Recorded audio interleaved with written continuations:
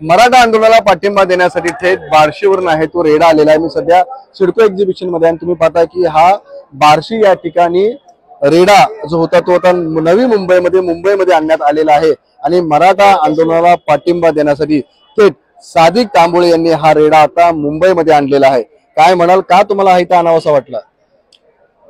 आज सांगायचं झालं तर या देशामध्ये खऱ्या अर्थानं माननीय मनोजदादा जरांगे पाटील मराठा समाजासाठी उपोषण करतात, जगतात आणि खरंच दादा म्हणजे एक असं व्यक्तिमत्व आहे, अनेकांचं लाडकं व्यक्तिमत्व आहे आणि इमानदारी व्यक्तिमत्व आहे।